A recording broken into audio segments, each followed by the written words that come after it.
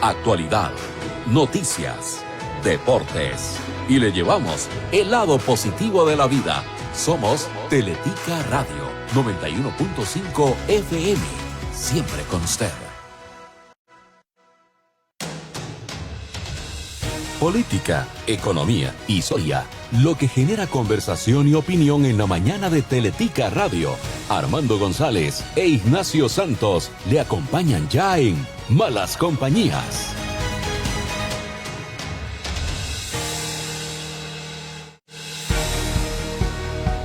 Muy buenos días, gracias por su estupenda y formidable compañía a mediados de semana, miércoles ya. ¿Cuál? Es 18 de febrero, es impresionante cómo este año se va volando, ya hay más de un mes y medio a la cola. Hace, no sé cuándo tuvo la gentileza el autor de dejarme un libro, fue hace como un mes creo, y la verdad es que, hombre, lo devoré, realmente es un libro maravilloso, formidable, y Armando, que también lo ha leído ya, coincidió conmigo en que queríamos tener al autor con nosotros, hablándonos en varios programas. Va a estar hoy, mañana y la semana entrante, ya en la recta final de Malas Compañías, hablando sobre malcriadas. El libro se llama Las Malcriadas, historias de mujeres que se salieron del canasto. ¿Y de qué forma algunas? Ya lo vamos a ver aquí en Malas Compañías. El autor Alfredo González Campos, escritor, periodista, productor audiovisual y promotor cultural, ha colaborado para diferentes medios escritos, organizaciones no gubernamentales y en los sectores público y privado. Apasionado del patrimonio costarricense, combina sus labores como profesor universitario con la investigación en los campos literario, arquitectónico y también musical. Las Malcriadas, que es una historia de mujeres que se salieron del canasto, es el testimonio, él lo describe como coral, de 9 mujeres en su búsqueda de la felicidad de un modo muy particular cada una, asumiendo plena conciencia de sus aspiraciones e ideales. Esta decisión implica salirse del canasto, del establishment y en el status quo del patriarcado. Estas decisiones, lo sabemos, suelen pagarse caro. Vamos a hablar hoy de Isola Gómez, y bueno, de verdad que yo sé que para Armando también la lectura del libro fue muy interesante y estamos convencidos de que para ustedes también lo va a ser. Desde ya recomiendo el libro. El libro está, bueno, ahora nos vas a comentar dónde se puede conseguir, porque estoy seguro, convencidísimo de que muchos van a querer leerlo. Es una lectura absolutamente fascinante. Alfredo, buenos días, gracias por estar en Malas Compañías. Buenos días. Quiero comenzar por agradecerte. Yo soy un caminante, no manejo, ¿verdad? Camino. Eso es verdad. Camino las ciudades. Armando no maneja. No manejo. No maneja carro. Camino las ciudades. ¿Cuántas veces pasé frente a la casa de Matute Gómez? Incluso en alguna oportunidad, cuando abrieron un bar ahí, recuerdo haber ido a ese bar. Hasta una discoteca. Más llevado por ¿verdad? La curiosidad de ver cómo era esa casa por dentro. De la casa y de Matute Gómez, lo que supe hasta leer tu libro, es que era la casa de un general venezolano de la era del gomecismo, lo cual ya no me lo recomendaba muy bien porque no podía haber una buena persona que llevara insignias de general durante el gomecismo. Entonces ya eso no me lo recomendaba bien.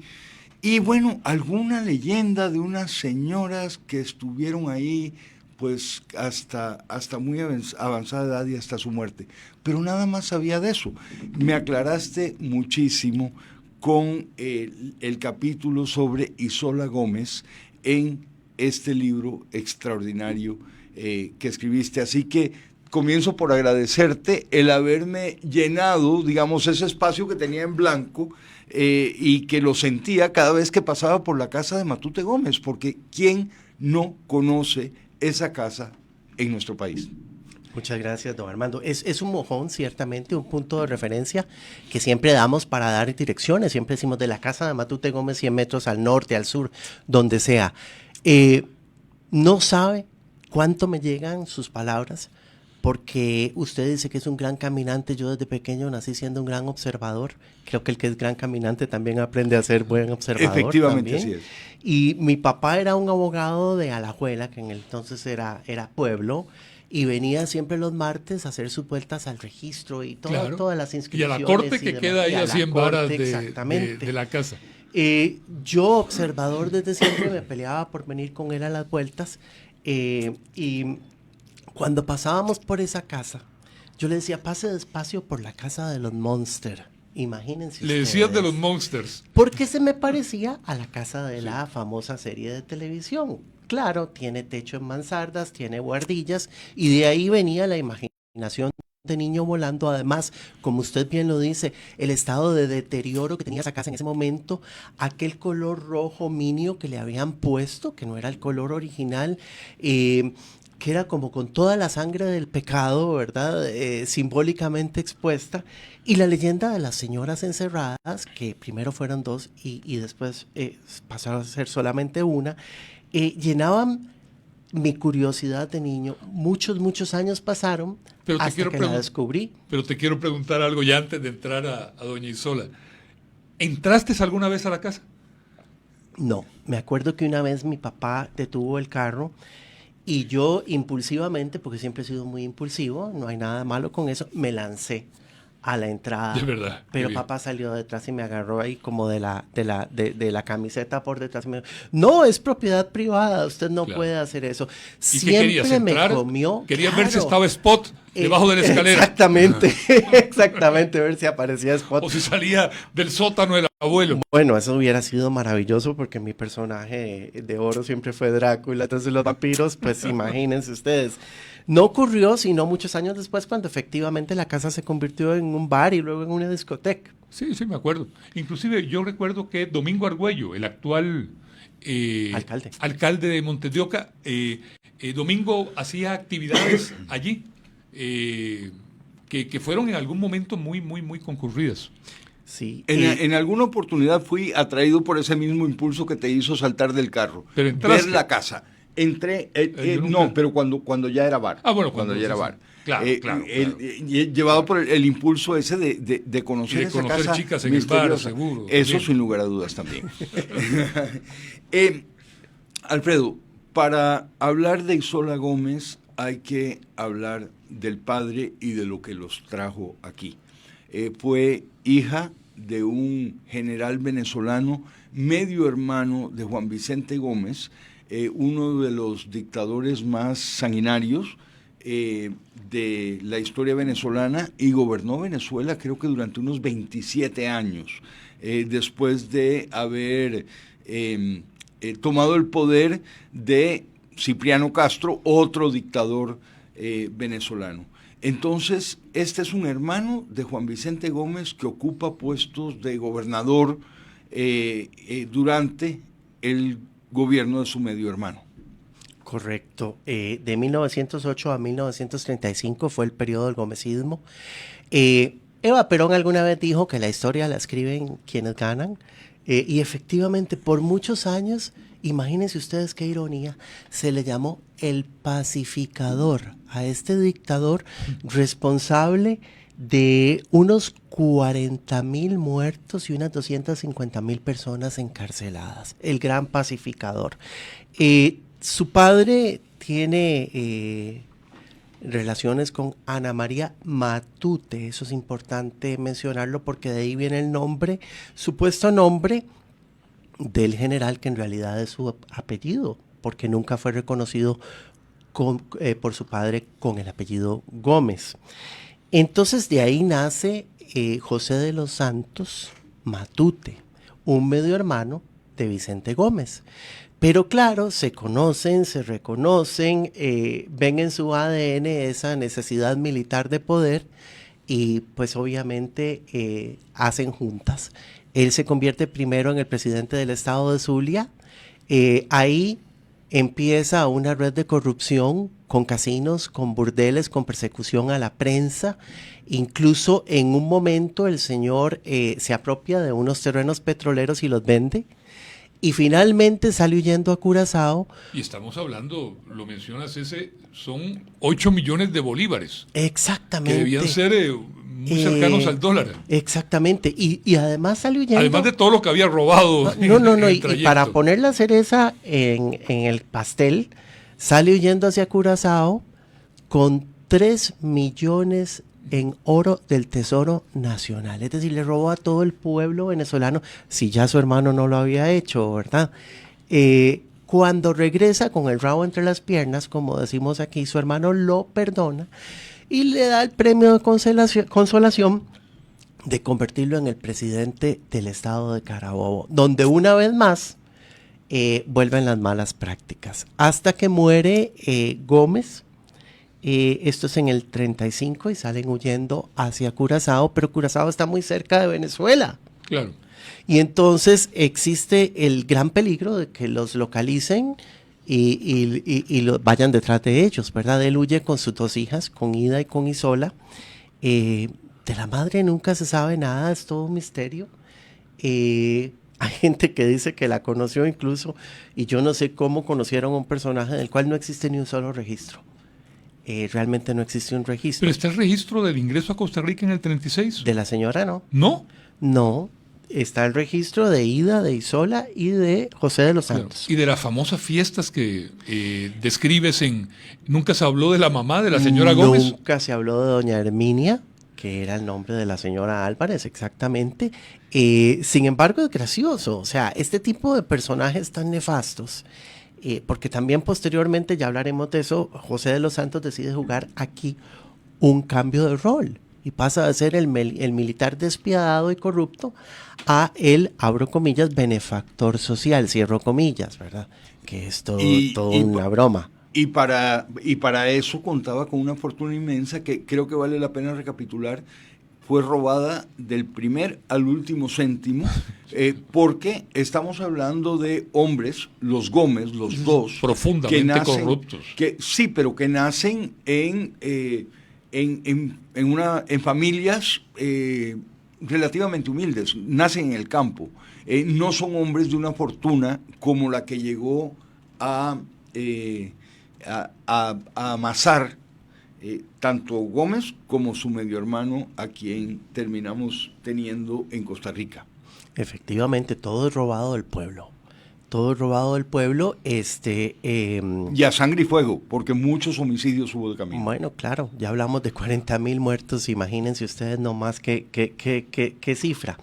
El caso es que en 1936, tímidamente, y eso es importante señalarlo, Santos y su hija Isola vienen con un grupo de exiliados venezolanos.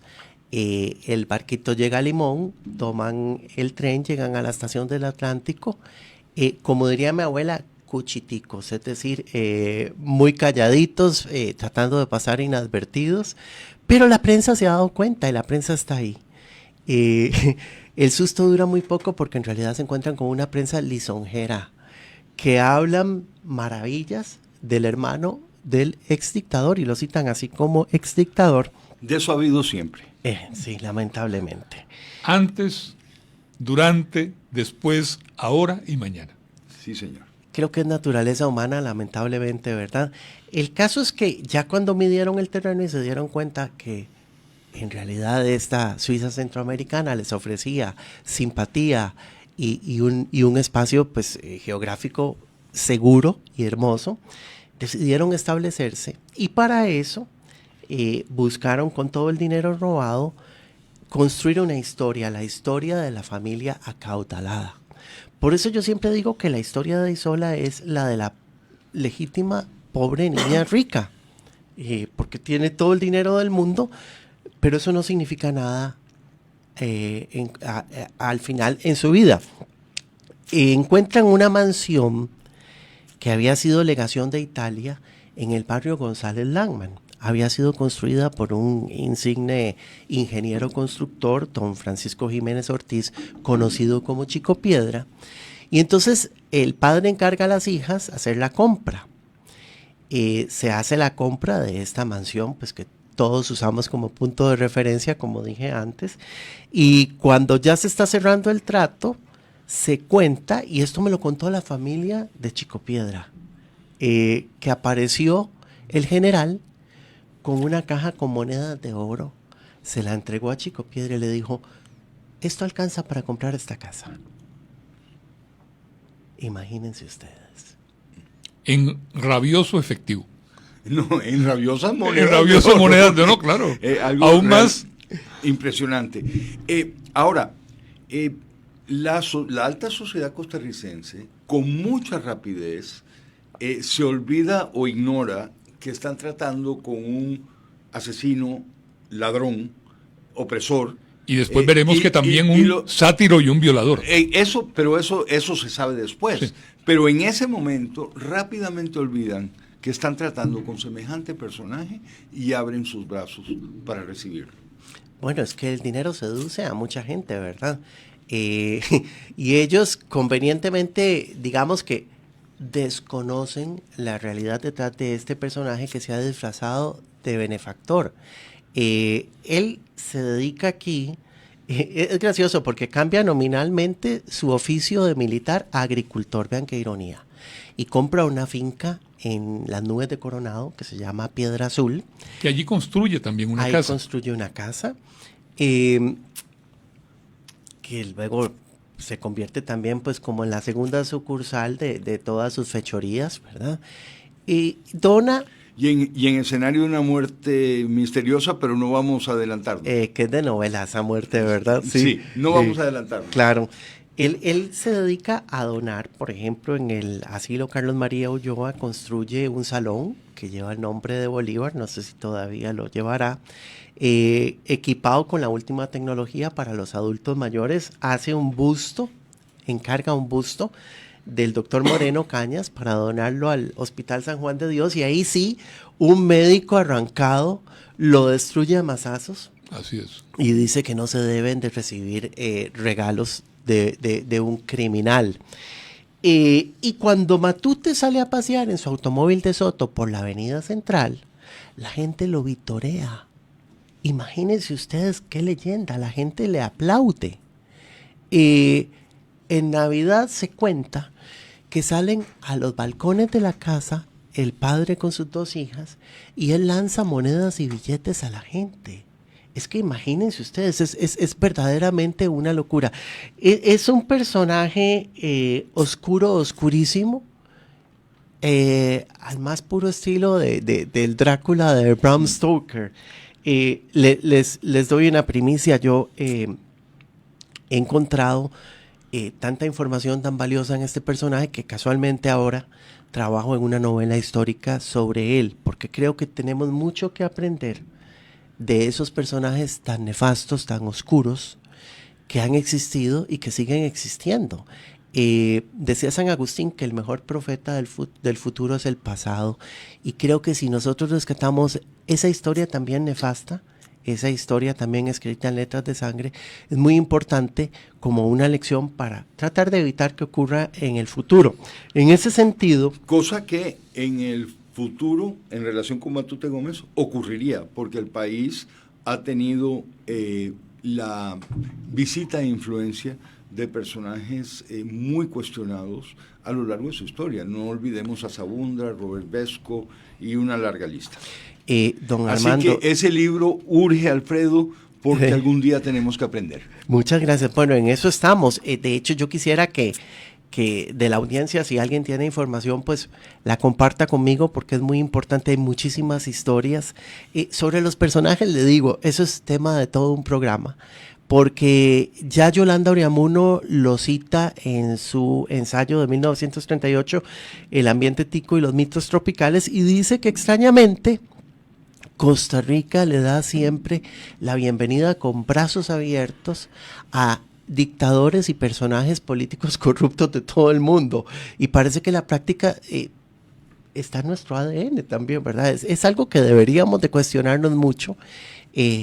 me da usted una muy buena idea para incluirla también en la novela histórica, ¿verdad? Hablar un poco de eso, se lo agradezco. Cuando, tal vez para adelante. llevar un poco Sí, sí. el orden antes de describir como lo describes, que la casa era la embajada local del despilfarro y la exquisitez.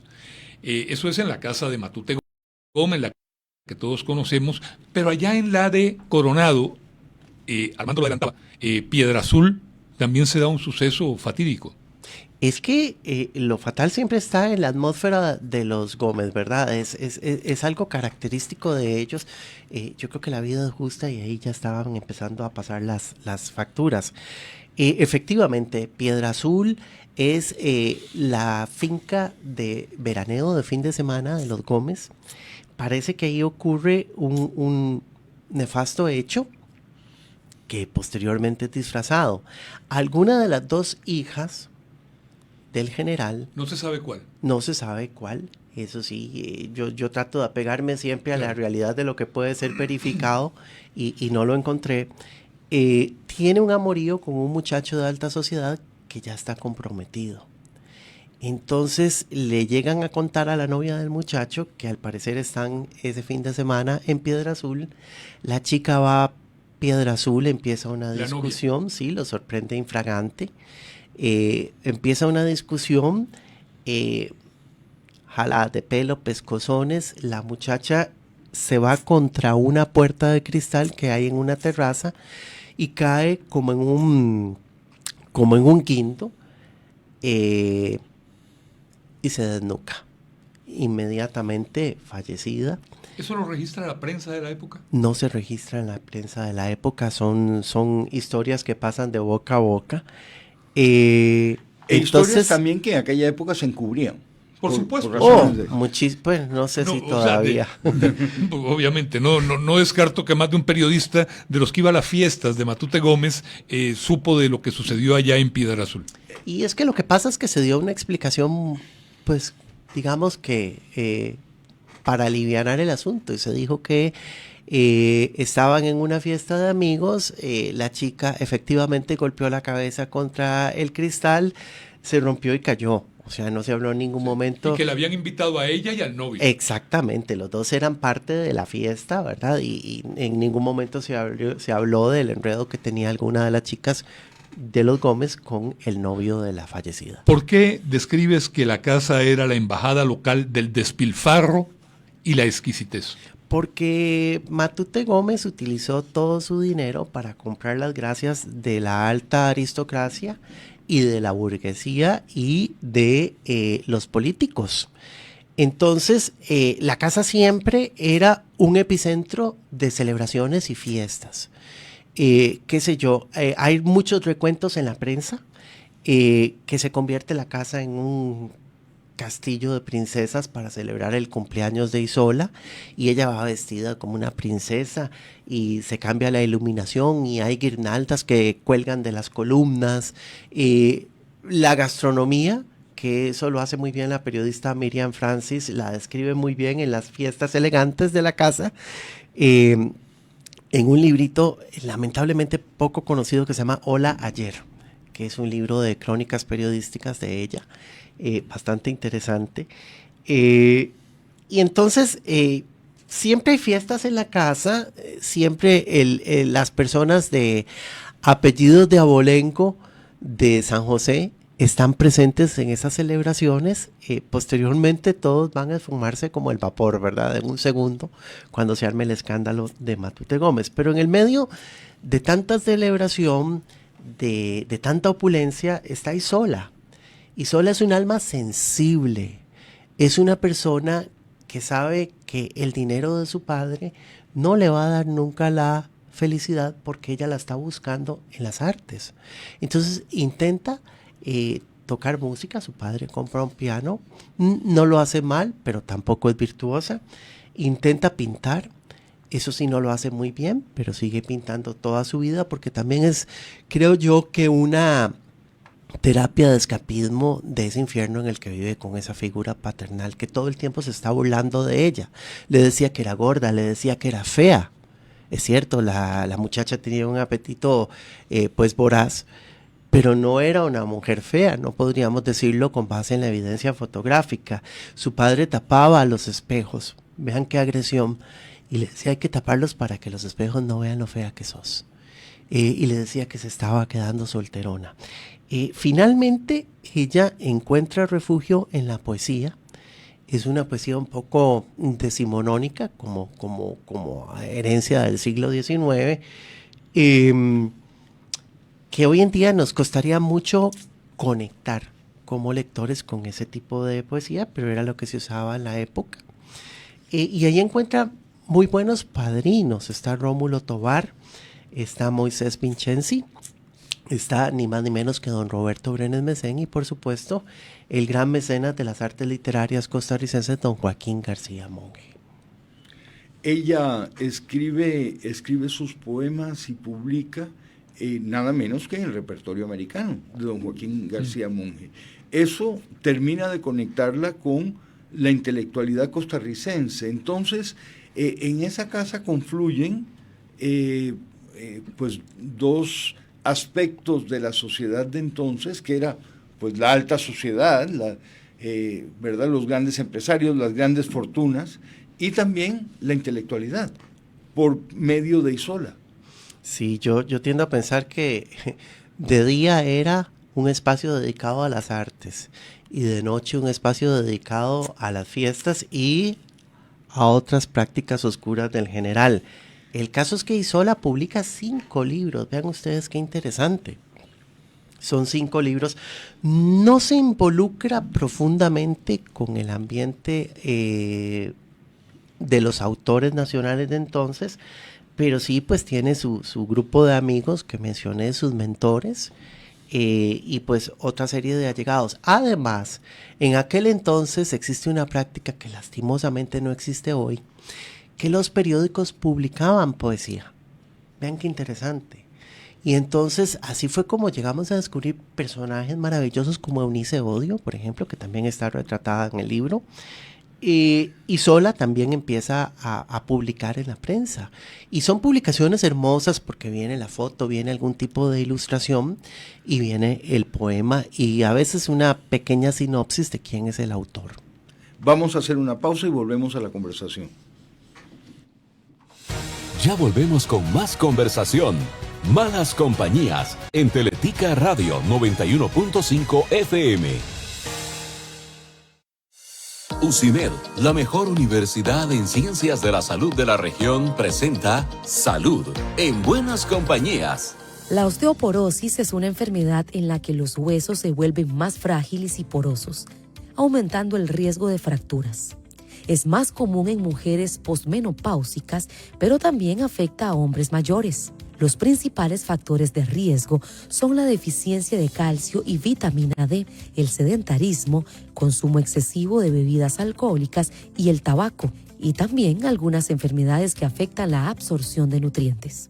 Para prevenir la osteoporosis, es importante consumir alimentos lácteos como la leche, yogur y quesos, y preferiblemente bajos en grasa, así como incluir en la alimentación vegetales de color verde, como las espinacas, acelgas, brócoli y repollo. Las sardinas y el huevo son necesarios en la dieta. Además, es importante buscar alimentos fortificados en calcio y vitamina D. Evite el consumo excesivo de sal. Y no olvide el ejercicio como caminar, subir gradas, levantar pesas livianas y hacer ejercicios de equilibrio como el yoga o el tai chi. Esta información fue brindada por la doctora Janet Zúñiga, decana de nutrición de UCIMED. Salud en Buenas Compañías fue presentada por UCIMED, la mejor universidad en ciencias de la salud de la región. Regresa a clases con lentes nuevos gratis. Vení a Goyo Ópticas que todos los estudiantes se llevan los lentes antirreflejo con protección contra la luz azul gratis por la compra de los aros. Aprovecha esta oportunidad solo en Goyo Ópticas. En la mejor U en Ciencias de la Salud de la región, desbloqueamos un nuevo nivel. Las bioingenierías llegaron a UCIMED. Biotecnología. Revoluciona el mundo de la biología con el poder de la innovación. Biomédica. Crea soluciones en salud integrando ciencia e ingeniería. Electromedicina. Convertite en quien garantiza el equipo médico que salva vidas. Desbloquea un nuevo nivel y prepárate para transformar el futuro de la salud. Matriculate. Mateo, ¿estás contento de ir a la escuela? Sí, mucho. Me alegra mucho. En la escuela verás personas diferentes, altas, bajas, delgadas, tímidas. Algunos se aprenden con facilidad, otras necesitan apoyo y paciencia. Y está bien, porque todos tenemos talentos únicos. Sé un buen compañero, ayuda cuando podás. Y si ves a alguien triste o solo, ofrecele tu apoyo. Recordá que las burlas, las ofensas y apodos duelen. Respetá siempre a las personas. Somos MED. Sebas, ¿me escuchas? Soy tu yo del futuro. Sebastián Rodríguez Martínez, graduado. ¡Lo logramos! Acabo de salir de la ceremonia. ¿Sabes por qué? Por ese multiahorro que abriste en enero. Abrí tu multiahorro a 12 meses o más y participa por uno de los 5 premios de 100,000 colones directo a tu cuenta. Grupo Mutual, impulsamos tu crecimiento. Soy Karin y estudio banca y finanzas. Esta profesión requiere de mucho enfoque y la Fundación Ciudadelas de Libertad ha sido mi pilar para no detenerme. Gracias a la Fundación, mi meta de ser profesional y de contribuir a la sociedad es posible. Descubrí cómo la Fundación me impulsa. Visita el sitio www.fclibertad.org. Fundación Ciudadelas de Libertad. Formamos líderes para servir. En Teletica Radio, continuamos con Malas Compañías.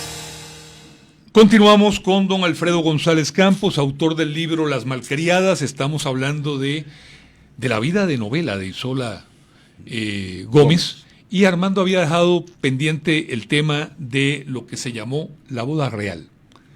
Efectivamente, una boda, porque Isola encuentra pareja y se casa. Se casan en el Carmen, ¿es? En la iglesia de la Soledad. En la Soledad, perdón, en la Soledad, aquí en San José. Y es una boda que nos decías, Alfredo, que consideras que todavía no ha sido superada en Costa Rica por lo fastuosa, lo extraordinaria que fue. Es uno de los puntos medulares del libro, imagínense ustedes. Cuando yo me reúno con lectores siempre me hablan de la boda de Isola y ustedes tienen en sus manos la segunda edición. En la primera edición no venían fotografías al final. En realidad empecé a hacerlo porque los lectores me decían, queremos ver a Isola vestida de novia. Eso ocurrió el 8 de diciembre de 1944, como dije anteriormente, en la iglesia de la Soledad. El novio era el doctor Marino Urpí, que posteriormente va a fundar, ella le va a ayudar, la Clínica Mater, que luego se va a llamar la Clínica Santa Rita, que sirvió por muchos años y bueno, me vio nacer a mí entre muchos miles de costarricenses. Ahí nació mi hijo también. Sí, y mi hija. Sí. Por muchos años existió. Entonces se llamaba antes la Clínica... La Clínica Mater, porque él había estado trabajando en la Clínica en Mater. Barcelona, ¿verdad? En Barcelona, exactamente, y de ahí había traído pues la práctica y la idea. Marino y su esposa Isola se conocen en alguna actividad social y deciden casarse. Ese día, 8 de diciembre, año 1944, la boda va a ser por la noche, pero desde la mañana comienzan a llegar buses desde Palmares, que era el lugar de origen del novio, sí. Bueno, lo comentas desde ahí, desde sí. Alajuela, desde Cartago. Todo el mundo quiere estar presente en la boda de Isola Gómez. Incluso una señora que entrevistaba me contaba que hasta los nichos de los santos los ocupó gente. A la par del santo estaba una persona que había buscado un palco estratégico para ver entrar a la novia. Se habla en la prensa, el cronista de la tribuna consigna que hay más de 10,000 personas alrededor del Templo de la Soledad que están ahí para presenciar la boda y que de hecho cuando llega el carro del general con Isola no pueden descender de la cantidad de gente que hay y cuesta caminar por el pasillo central de la iglesia debido a la cantidad de gente que hay. Bueno, Matute, como parte de su estrategia de ser el benefactor social, perdón, se había convertido en un personaje muy mediático, porque también en las fiestas invitaba a directores de medios Y entonces salían publicaciones para el día de su cumpleaños, para el día de la independencia de Venezuela, para cada obra que él donaba. Y bueno, eso se hace una locura. Las calles de la casa de Matute hacia la Soledad están alfombradas en flores, hay guirnaldas. Increíble. Es increíble. Y se dice que es lo más cercano a una boda de nobleza, o una boda de realeza que hemos tenido en nuestro país en toda nuestra historia. Ahora, ese matrimonio celebrado de esa manera dura poco. Ese matrimonio dura muy poco. De hecho, en 1951, recuerden que les dije que fue en 1944, para 1951, Isola se presenta ante el juzgado a pedir el divorcio, diciendo que su marido convive con una mujer y que se muestra públicamente con ella. Entre los testigos está el padrino del novio en la boda, que es también otro médico. Y el doctor Urpí contesta la demanda diciendo que efectivamente es cierto lo que ella denuncia y que asume su responsabilidad y firma el divorcio. Y así acaba esa historia que empezó como un cuento de hadas. Y que no tiene descendencia. No tienen descendencia, aunque yo siento que ella encontró mucho afecto en él y lo conservó hasta el final de sus tiempos, porque extrañamente la Isola Gómez viejita, siempre fue amante de los perros, le encantaban los perros y hasta se generó una leyenda negra asquerosa en torno a eso, muy infame con ella, pero le gustan los muñequitos de viejita, y uno de los muñecos se llama Marinito. Creo que eso es bastante significativo, ¿verdad? Por cierto, nada más perdón Armando, como para tener ese otro dato, yo creo que en la de menos mañana vamos a tener que seguir con Isola, pero igual, pero quería nada más recordar que cuando llegan en el 36 viene el general con las dos hijas. ¿Qué ha pasado con la otra hija, con la hermana de Isola? Bueno, ella viene casada con un piloto alemán, Hans Grunwald, que es el que pilotea el avión en que salieron de Venezuela. Sí, y con una leyenda de que el avión traía mucho peso, por los lingotes de oro que traían, y él le dijo a su suegro, hay que liberar peso, porque si no se va a caer el avión. Y Matute le dijo, está bien. Bajaron a una altura no considerable, pero una altura en la cual la despresurización no fuera nefasta. Y Matute pidió que tiraran al copiloto. No, a toda la servidumbre que traían. No, estás hablando en serio. Sí, eso, es una leyenda, o sea, ya comprobar eso pues sería muy difícil, ¿verdad? Se habla de que a la servidumbre. Pero se habla de que tiró a toda la servidumbre que traía y ni un solo lingote se fue, ¿verdad? Es increíble. Bueno, Ida no tiene un matrimonio bonito tampoco. Yo pienso en el pobre de Hans, ¿verdad? Encerrado en esa casa viviendo con ese suegro nefasto, un abusador de menores, porque posteriormente se conoce que es un abusador de menores, y se divorcian. Hans rehace su vida y ella pasa a ser parte del séquito de Isola. Es que a fin de cuentas lo único que tiene la una y la otra es a su hermana. Perdón, pero yo creo que Hans en algún momento también es recluido en los campos de concentración también, por ser alemán. Tiene un problema legal también. No, es que estamos hablando de plena guerra mundial, Segunda Guerra Mundial. Exacto. Y en Costa Rica hay que recordar. Estaban los campos de detención. Lo envían al campo de concentración que italianos. estaba aquí a la par de la municipalidad primero, y posteriormente lo envían a un campo de concentración fuera del país, como era la usanza con los ciudadanos italianos, alemanes y japoneses, claro. ¿Verdad? Es que es una historia que tiene tantas puertas, por eso se llama Isola entre puertas, porque es que abre uno una puerta y encuentra un sinfín de historias, ¿no? Entonces es difícil de resumir. ¿Hasta qué año, hasta qué año Isola cuenta con su hermana? ¿Cuándo muere su hermana, que muere antes que ella? Su hermana muere un poquitito antes de ella. A ver, Isola muere en 1990, Ida muere como en el 88 de una bronconeumonía, igual que morirá Isola. Ida se divorcia y se queda viviendo en la casa de Matute Gómez, junto con Isola y Papaíto, que es como le decían al monstruo este que tenían por padre las dos pobres mujeres.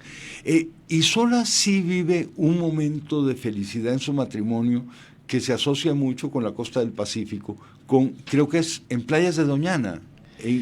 Es correcto.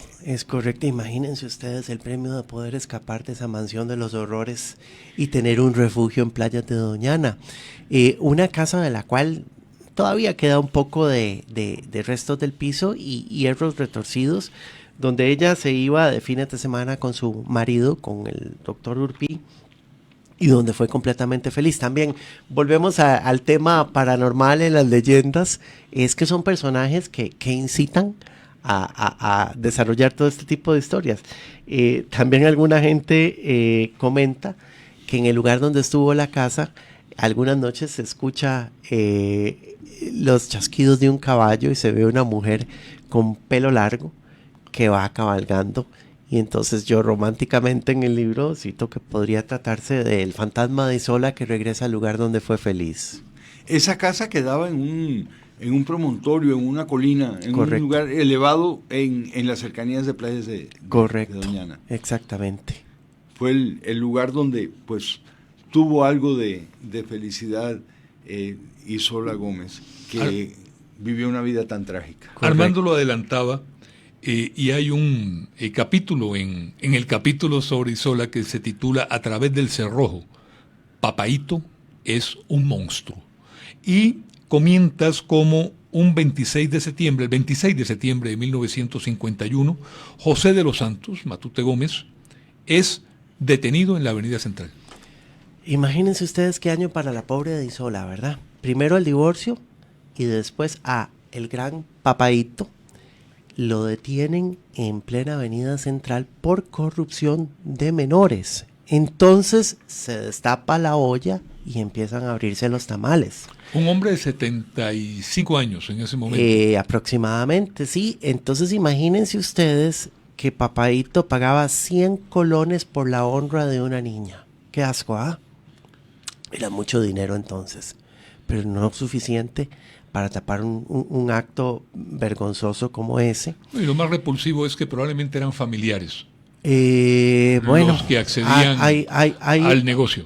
Hay un rumor de que incluso, como siempre ha sido. Sí. Sea, todo lo que es prostitución infantil, lo que es trata de niñas, generalmente hay familiares de por medio. Don Ignacio, es peor. Incluso se cuenta que algunas familias recibieron una casa a cambio de la honra de la hija. Así de espantoso. Él primero empieza a hacer estas asquerosidades en su casa, porque la oficina es independiente del ingreso de la casa, pero pronto las filas de gente son grandísimas, porque la gente viene por, abramos comillas, la caridad, cerremos comillas.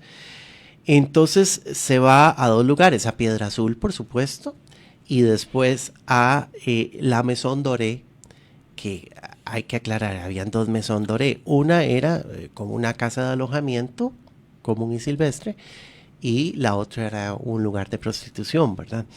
A ese es al que él se va.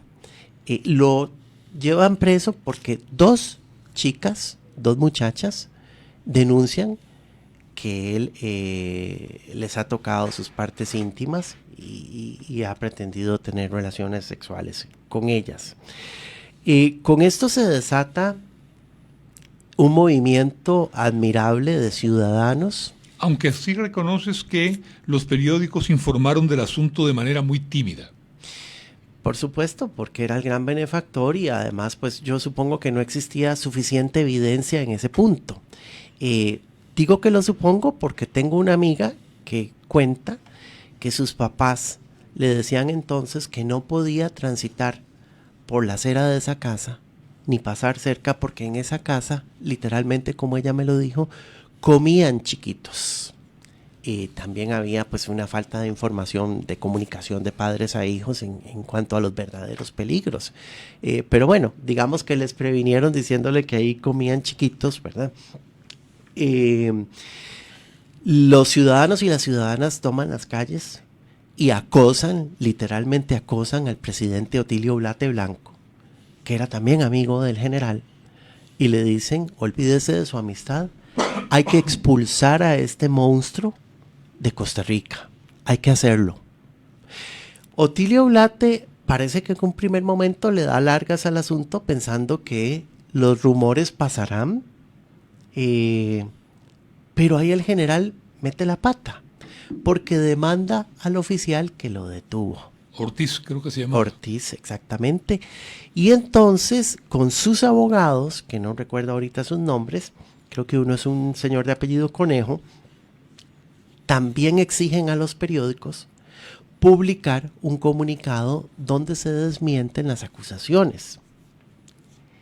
Lo que no estaba tomando en cuenta es que primero, nadie se cree el asunto y las publicaciones que son de un corte un poco irónico, como La Semana, empiezan a publicar una serie de caricaturas donde aparece este personaje decrépito ofreciéndole confites y cuestiones a los niños.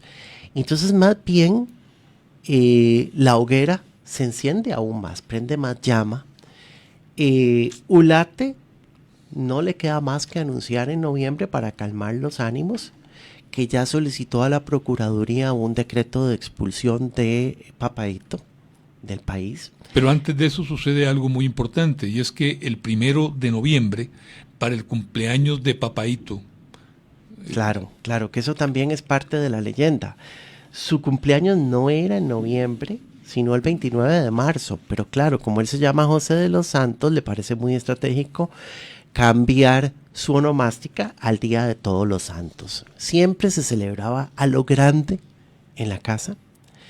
Ese 1 de noviembre de 1951, la celebración tradicional, y la casa rebosa de viandas, y la casa rebosa de flores, y la casa rebosa de lujos, y no llega ni un solo invitado.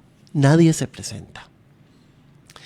Esa es la consolidación del oprobio para él, pero al mismo tiempo la manifestación certera de que ya no es bienvenido en este país, ni siquiera para sus amigos de la burguesía y de la política. Y días después, cuando te interrumpí, viene la decisión de don Otilio. Viene la decisión de don Otilio. El año cierra con mucha tristeza, y el 24 de enero de 1952, después de haber conversado con sus hijas, que tomaron la decisión de que José de los Santos tenía que dejar el país, él partió primero a Curazao, después un tiempo a Europa, y finalmente radicó en Panamá, a donde se fue a vivir con él, porque ya era un hombre muy enfermo, muy acabado, Ida. Él muere en 1958, Ida regresa a la mansión de González Landman, está con Isola un tiempo hasta que ella muere, y posteriormente queda Isola encerrada en semejante mansión con su ama de llaves y con su chofer administrador.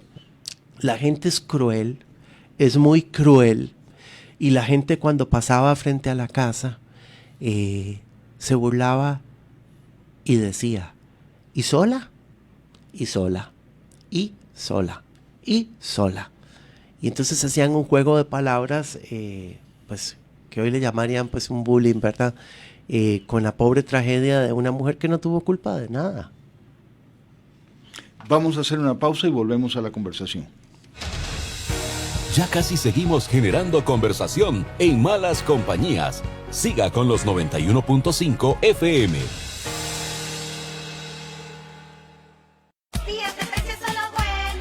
Aprovecha y lleva tu nueva refrigeradora de 13 pies con descuento de 60,000 colones. Descarga la Goyo App ya. El nivel UCIMED es que se te pase el tiempo haciendo investigaciones de vanguardia. Sí soy. Que te conviertas en un creador de soluciones alimenticias. Sí soy y me apasiona. Que te reconozcan por implementar procesos innovadores. Sí soy. Que contés con un título para trabajar en cualquier parte del mundo. Sí soy. Y que perseveres hasta convertirte en el que impulsa a los mejores. Sí soy. Sí soy, de los que eligió la mejor U en Ciencias de la Salud de la región. Por eso, nivel UCIMED. Sí soy. Sebas, ¿me escuchas? Soy tu yo del futuro. Sebastián Rodríguez Martínez, graduado. ¡Lo logramos! Acabo de salir de la ceremonia. ¿Sabes por qué? por ese multiahorro que abriste en enero. Abrí tu multiahorro a 12 meses o más y participa por uno de los 5 premios de 100,000 colones directo a tu cuenta. Grupo Mutual, impulsamos tu crecimiento. GBM es la empresa líder de servicios de tecnología en la región. Con un amplio equipo de expertos certificados, le brindamos asesoría, diseño, implementación y gestión de TI para su empresa. Conozca nuestro portafolio sobre nube, ciberseguridad y automatización en www.gbm.net. Contáctenos en www.gbm.net, escríbanos al correo mercadeo@gbm.net o bien llámenos al 2284-3999 para más información. GBM, We Build Clouds. Soy Natalia y estoy finalizando mi técnico en contabilidad. Además, sueño con ir a la universidad. La Fundación Ciudadelas de Libertad me apoya en cada paso para que yo pueda convertirme en la profesional que siempre soñé. Saber que cuento con este respaldo me da la seguridad para estudiar y servir a los demás. Si querés saber cómo la Fundación nos apoya, visita el sitio www.fclibertad.org. Fundación Ciudadelas de Libertad. Formamos líderes para servir. En pocos minutos, Teletica Deportes Radio, aquí en los 91.5 FM. Teletica Radio, siempre con usted. Seguimos generando conversación en Malas Compañías con Armando González e Ignacio Santos en Teletica Radio 91.5 FM. La frase del día es presentada por Grupo Mutual. La frase de la gran escritora francesa Simone de Beauvoir: el opresor no sería tan fuerte si no tuviese cómplices entre los propios oprimidos. La frase del día fue presentada por Grupo Mutual. Seguimos con Alfredo González Campos con su libro formidable, lo recomendamos. ¿Dónde se puede comprar? Está en librerías y también me pueden contactar al 8914-9043 y con gusto se lo enviamos a cualquier parte del país. Digo esto porque aunque lo pueden encontrar, como dije, en las librerías, he encontrado una sorprendente maravilla. A la gente le encanta que uno le envíe el libro firmado. Claro. No sabía que existía esa cultura. Entonces muchas veces la gente me dice, es que no quiero ir a la librería porque quiero que usted me lo dedique. También es un ejercicio de creatividad porque yo no escribo una dedicatoria repetida nunca. Muy bien. Muy bien. Estamos con 3 minutos. ¿Cómo son los últimos años de Isola? Son muy tristes, como toda su vida. Ella queda refundida en el 2º piso de la mansión porque ya no puede bajar las escaleras. Está encerrada ahí con los cuidados, las atenciones de su ama de llaves y su chofer. La iglesia se acerca a ella. Al parecer, ella tiene una conversación con un sacerdote que le dice que el Señor se acordará de redimir los pecados de aquellas personas que se acuerden de su santa iglesia a la hora de la muerte.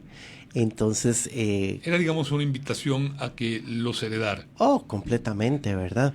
Hay muchos rumores de que Isola ha hecho orgías en la casa, lo cual es falso, de que habían rituales satánicos, lo cual es falso, incluso de zoofilia. Y tengo el testimonio de un señor que me dice que su mamá trabajó ahí y la vio teniendo relaciones impúdicas con los perritos en la piscina de la casa. La casa nunca tuvo piscina. Y así existe siempre ese rumor de difamar a personas con hechos que ni siquiera existen ni con evidencia comprobable. La casa nunca tuvo piscina, así de simple. Entonces, ¿cómo es posible el rumor? Ella muere el 23 de febrero de 1990, es decir, ya vamos a conmemorar otro aniversario de su muerte. Muere sola con ellos. Está sepultada en Jardines del Recuerdo, aquí en Ulloa, en Heredia. Y cuando se lee el testamento, oh, vaya sorpresa, los herederos son el ama de llaves y el chofer, y no la iglesia. Se arma una tremenda disputa entre la iglesia y ellos, y finalmente pues se reconoce lo que está escrito en el testamento, ¿verdad? Claro. Como debería de ser. Y era todavía muy importante la herencia? Bueno, los bienes? imagínese la propiedad, habían $11,000 en una cuenta en Curazao y había una cantidad significativamente mayor que no recuerdo ahorita, pero creo que rondaba más o menos los $600,000 en otra cuenta. ¿Y las ¿verdad? propiedades? Y las propiedades Piedra Azul y la mansión, que se venden y digamos que les permiten a ellos pues gozar de eso, porque bueno, imagínense uno viviendo en esa casa. Yo sí puedo imaginarme, yo tengo tantos libros que la lleno con libros, ¿verdad? ¿Roca Azul? Piedra ¿Existe? Azul. Piedra Azul, ya perdón. no existe, Ah, no ahora es un condominio. Ya. Fue demolido. Bueno, realmente es una casa que, no sé, da escalofríos. Sabiendo todo lo que allí ocurrió, realmente da escalofríos. Y sabemos solamente la superficie. Si yo logro hacer la novela pronto, conoceremos más. Fíjense ustedes un detalle más. Cuando se vende la casa, la gente que la está vendiendo, ven que hay como una humedad en una pared en el sótano y deciden abrir un poco. Cuando abren se dan cuenta que hay más cosas y aparece una serie de fotografías y vestidos y ropa y sombreros de las muchachas. Un poco rememora aquella apertura del libro del amor y otros demonios de Gabriel García Márquez, ¿verdad? Cuando rompen la cripta y sale la cabellera. De ahí salieron una serie de objetos. Parecía que Isola tenía la intención de crear como una especie de cápsula del tiempo. Yo quisiera pensar que era así, que no quería que la olvidáramos y dichosamente hoy la estamos recordando aquí. Alfredo, mil gracias por haber estado hoy en Malas Compañías y mañana nos veremos de nuevo a las 8 de la mañana. Correcto, mañana tenemos una conversación interesante con una de mis personas favoritas. Gracias a todos por haber estado hoy con nosotros. Bueno, si ustedes quieren la traigo. Después no me digan nada. No. Sería muy interesante conocer la vamos a la gran convocar. Ofelia Bueno, Corrales. la vamos a convocar. No la conoceremos en carne y hueso porque eso ya no lo tiene hace muchos años, pero se manifestará de algún modo si tenemos suerte. Les esperamos mañana a las 8 de la mañana. Mil gracias. Gracias, gracias Alfredo. Gracias. Ignacio Santos y Armando González le esperan de lunes a viernes a las 8 de la mañana aquí en Teletica Radio. Por hoy finaliza Malas Compañías.